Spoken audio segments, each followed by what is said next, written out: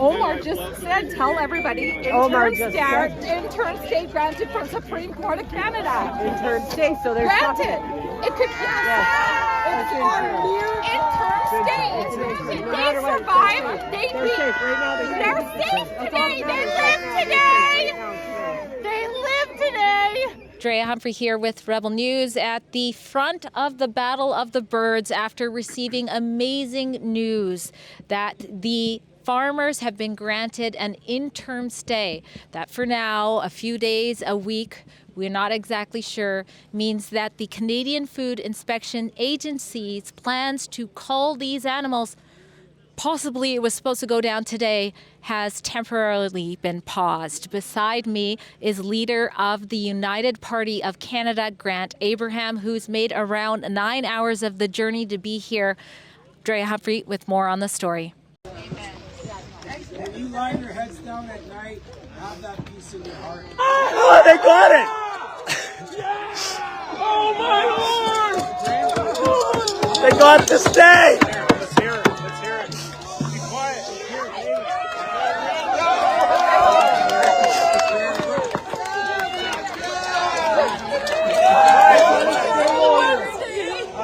Giving you guys the details here. This has just come through literally seconds ago. Omar, that's from Omar, the lawyer. Tell us. Omar called. He said this could be. He needs to return, but it could go for as far as up to October. Can you say that louder, Katie? Yes, he has to really read through the documents. Maybe we'll talk about the specifics about it soon.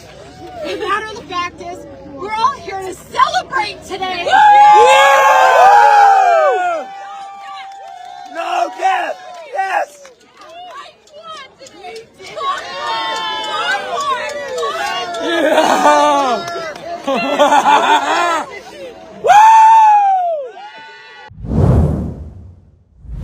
Now, why was it important to come out here and be where you are right in front of these birds? Well, I listened to Katie on her X post, and I was actually really moved just as a human being. In some ways, we've got so many challenges in this country that ostriches in the Kootenays in BC can become a little bit remote. But you know, the truth of where we're at today on this farm is that this is a continuation of the convoy. This is a continuation of Ottawa. This isn't just about a farm. It's not just about a flock of birds. It's about the dream that we know that is Canada. It's about a family actually having an incentivized thought process to say, hey, let's do something different on this land. Let's develop something. And then let's get creative and actually create perhaps a medicine that could heal hundreds of thousands of people from horrible illnesses. And that's actually the deeper fight that's going on here. This is the fight against freedom of thought, belief, and religion, and our ability to actually be strong communities. It's the fight against what our dream is as Canadians. It's the fight against our own sovereignty in terms of land and how we live our lives. And that in so many ways is the parallel of what we saw going on in the convoy. And this is another front line in that.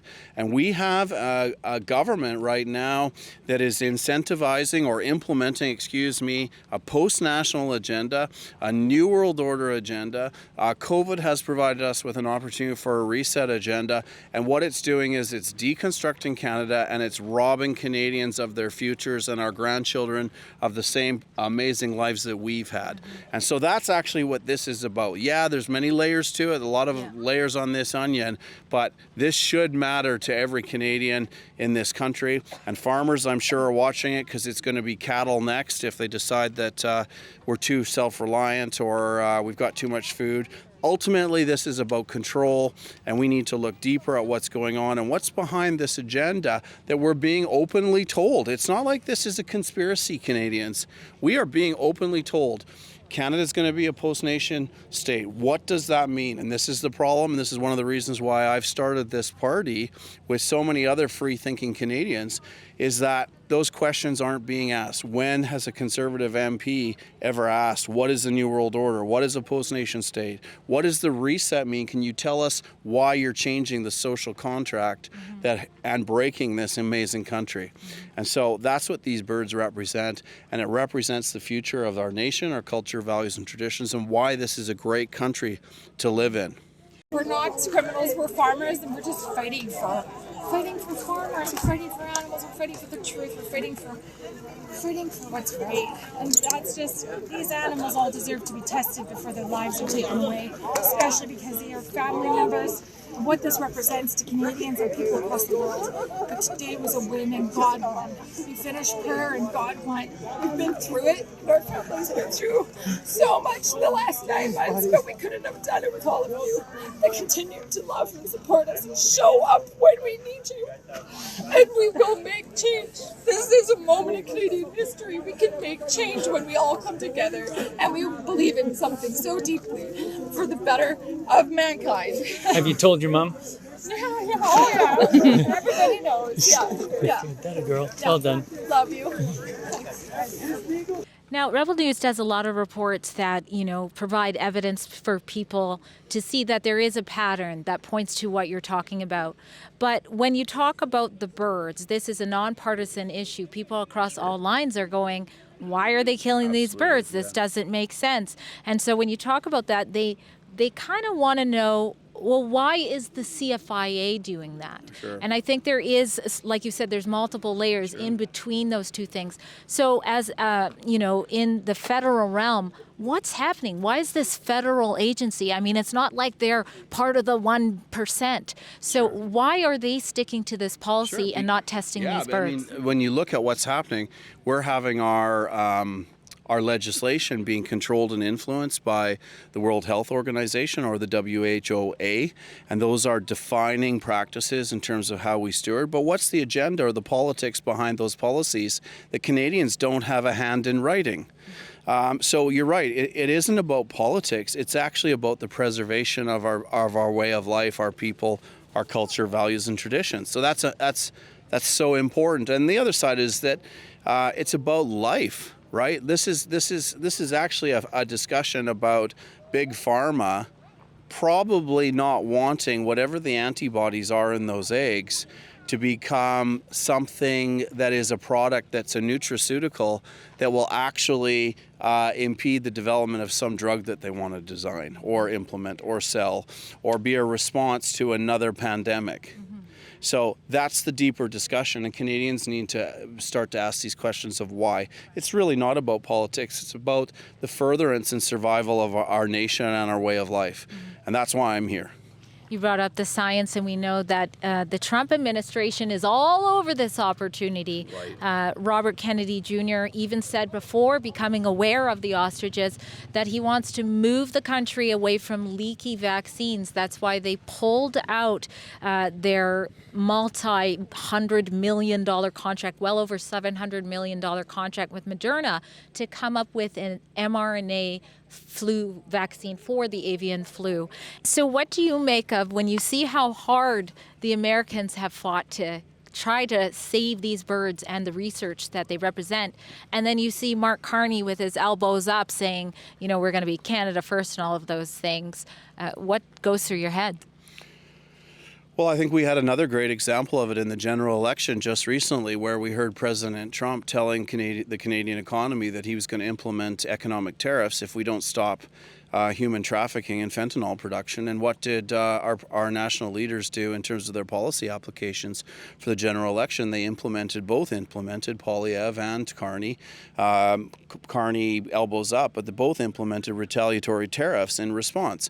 And Canadians need to look at that and say, what was actually decided there? We actually decided to not protect Canadian people and their businesses and their families so that we can actually lower inflation, because obviously tariffs increase costs. What we actually decided to do was make a decision that was going to allow us to not have to confront the organized crime that is running human trafficking and fentanyl production. And I think Canadians need to start to think about those deeper decisions and what, not just the superficial, but what is actually being decided. And that's what's being decided. It's no surprise that Toronto Dominion had a $4 billion fine for money laundering in the U.S. in November. And we need to start connecting the dots and actually seeing that the inability to act may be because there's a complicitness in what's going on in the country. And you know what? Maybe that sounds a bit shocking. I don't know if this clip will even get played, but maybe that sounds a bit shocking, but that's the logical conclusion to that truth. Well, you're on Rebel News. I don't think you have to worry about the clip being played. Last question to you. Obviously, politicians want to be voted for. That's, what you're looking for. But what would you tell the people they should do to act in this situation where it's basically the farmers, the supporters against the state? I think it's come out, recognize that this is the same fight that we saw of tyranny confronted at the convoy in Ottawa. It's actually the same root issues. We need to get behind these guys.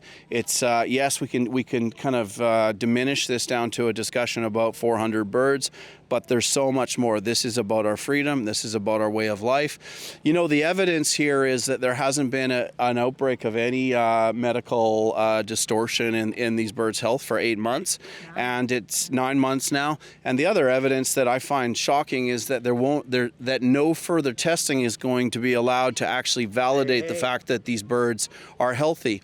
And that's a reasonable position to take. It's proportionate. It's reasonable in law, and yet we have a federal government agency that is absolutely rejecting those reasonable steps. So then what is the real agenda that's going on here? And this is the question ultimately the Canadian people need to answer. What is the bottom line? What's the driver here? And the driver seems to be control, an agenda that's either linked into a UN control agenda in terms of a healing nutraceutical rather than being codependent on chemical pharmaceuticals, or some other control function that sets a precedent in law that allows them to continue and move on to sheep or chickens or cattle.